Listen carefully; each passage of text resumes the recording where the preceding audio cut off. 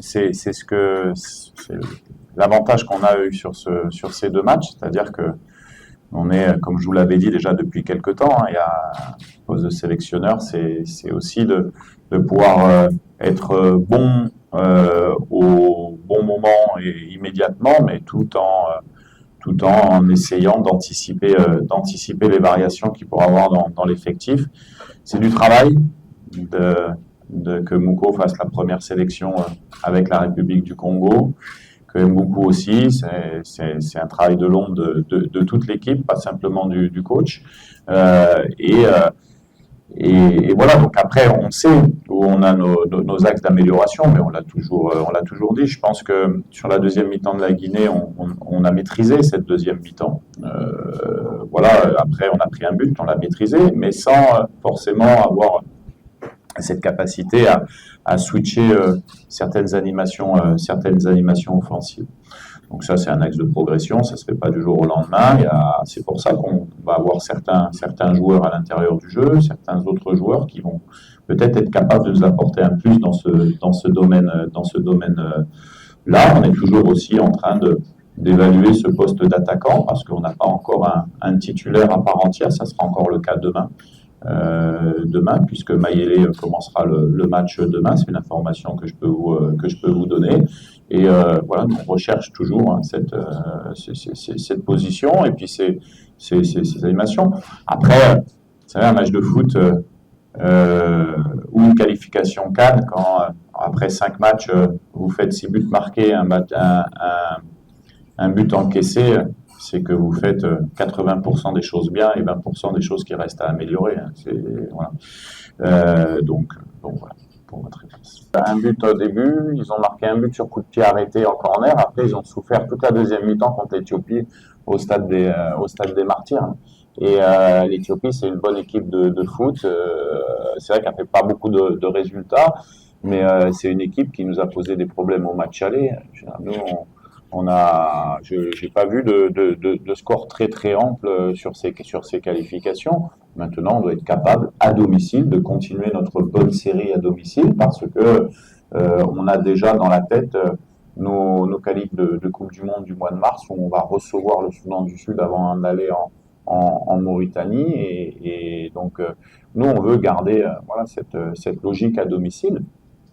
Après, on jouerait ce match uniquement dans cette optique-là, on ne ferait pas de test demain, on n'aurait pas de variété de notre effectif. Donc l'inconnu demain, ça sera de voir collectivement comment on va se comporter avec autant de changements, et puis individuellement aussi de voir si certains joueurs vont avoir la capacité de rester dans ce groupe pour le mois de mars, que je vous rappelle que hormis les 25 joueurs qui sont présents actuellement, nous avons quand même des absents sur blessure, comme Mouissa, comme Touazembe, comme Kaputa, d'autres joueurs qui sont susceptibles d'être là au mois de mars. Donc c'est pour ça que je disais, les joueurs qui auront la chance de débuter demain, ils savent l'enjeu pour eux.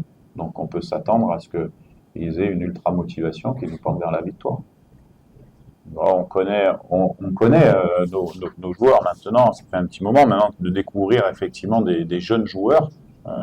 C'est ça qui est intéressant sur ces qualifications-là, parce qu'il y a ce qui monte sur le terrain, mais il y a la vie de groupe aussi. Vous savez que j'accorde beaucoup de valeur à la discipline et à l'amour du maillot, et que même si on est un très bon joueur, quelquefois on ne cadre pas avec ce que peut représenter une sélection nationale. Donc non, ça, sur ce point-là, et puis après, nous on est des professionnels. Ce qui nous intéresse, c'est d'avoir un objectif devant nous. Est-ce qu'on l'a atteint ou est-ce qu'on ne l'a pas atteint? La réalité, c'est qu'on avait 2 objectifs sur cette année 2024, qui était la première de bien figurer à la CAN. Je pense qu'on a rempli cet objectif-là. Et le deuxième était de se qualifier pour une autre CAN. Et on l'a atteint. Et c'est pas des choses simples.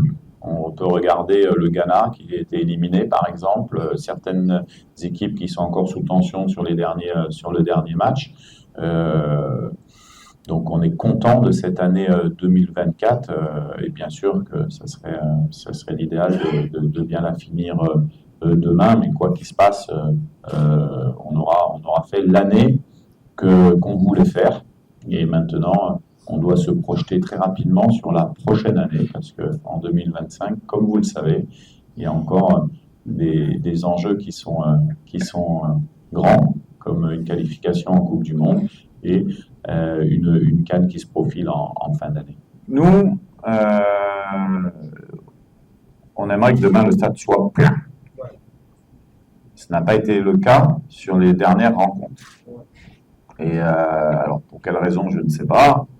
Mais en tout cas, nous, on a envie de partager avec le maximum de personnes. Il y aura quelques jeunes joueurs sur la pelouse, donc c'est aussi important que les gens se rendent compte de la suite et de la qualité qu'il va pouvoir y avoir sur les autres années, qui arrivent également. Mais en tout cas, comme je l'ai dit, mais c'est le message que je vous avais passé aussi à la presse, joueurs de foot, staff technique, fans, je peux rajouter agents de joueurs et ainsi de suite. Voilà, on fait partie de ça. Donc, oui, nous, on a envie de célébrer, mais avec vous, avec nos supporters et avec tout le monde. Donc, j'espère qu'il y aura beaucoup de monde demain pour que on puisse transporter encore les émotions et surtout clôturer une année où je pense sincèrement que même si nous on est des fois un petit peu dans notre bulle parce qu'on prépare les matchs, je pense qu'on a fait passer de bons moments aux fans congolais, de bons moments au Congo et voilà, la continuité et de se dire, nous on est très très fiers de représenter le Congo et ce qui nous importe c'est que nos fans soient très très fiers de leur équipe nationale et d'être congolais. Et ça, on sent ce partage-là. C'est pour ça qu'il ne faut pas être trop dur avec les joueurs par rapport au match de la Guinée. Mais il faut encourager tout le monde et savoir aussi qu'on a rempli les objectifs et qu'on a encore beaucoup de choses à travailler. Il ne faut pas manquer d'humilité. On a beaucoup de choses à travailler encore pour pouvoir être encore meilleur. Et nous, on manque pas d'énergie et c'est pas une défaite qui va nous faire perdre cette motivation et cette énergie-là. Voilà, à demain, merci.